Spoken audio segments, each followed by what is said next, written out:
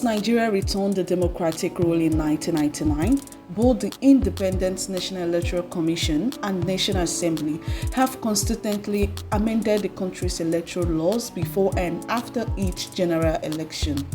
These reforms, aimed at improving the transparency, efficiency, and credibility of the electoral process, have become routine response to the flaws of previous elections. However, as reforms deepen, so do the effort by political actors to pass by them. This paradox came to a head during the 2023 general election, which, despite recording historic outcomes such as increased political diversity in the National Assembly and several electoral upsets across the states, left many Nigerians disillusioned.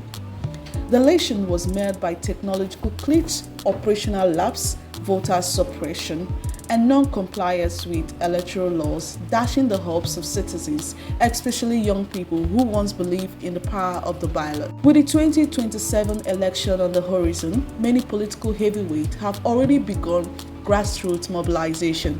Yet, public trust in the electoral process remains fragile. In a bid to restore that trust and reawaken civil participation, the Parent Advocacy and Advancement Center in Africa, PAACA, has held electoral reform townhall meetings across 18 states in Nigeria. One of such townhall meetings was held recently in Owerri, Imo State, on Wednesday, 23rd July, gathering civil society leaders, lawyers, gender advocates, traditional rulers, security agencies, and everyday citizens to demystify electoral reforms and empower citizens with knowledge. Speaking at the event, Dr. Ezenwa Mungu, Executive Director of PAACA, said the Town Hall initiative was born out of the organization's observation after the 2023 elections that many stakeholders, including political active citizens, lacked a clear understanding of the legal frameworks governing the elections,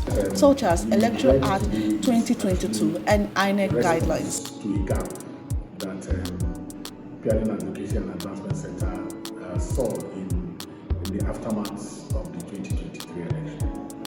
We found out that many stakeholders, especially those of them who are active in the political space, do not have, the requisite understanding of the regimes, the relevant legal, administrative regimes with which elections are organized.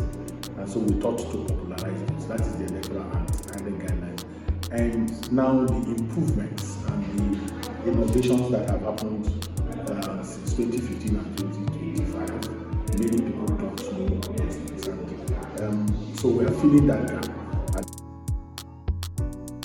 Also speaking at the event, Juliet Okihi, the Executive Director of Open Arms Initiative, stated that the elections are more than one-off events. They are part of the continuous democratic cycle involving candidates selection, campaign activities, volunteers engagement, voting, collection, and announcement of results. The materials ranging from collation. Of course, you know that the decision of election is not made by those who vote.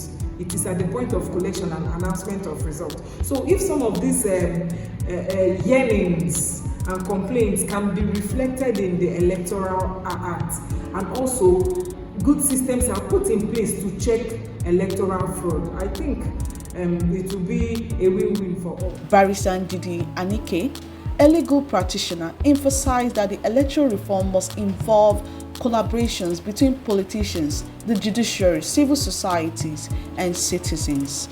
For news across civil society in the Southeast, follow us in all our social media platforms on LinkedIn, Hasco Global, on Twitter, Hasco Global, on YouTube, Hasco Global.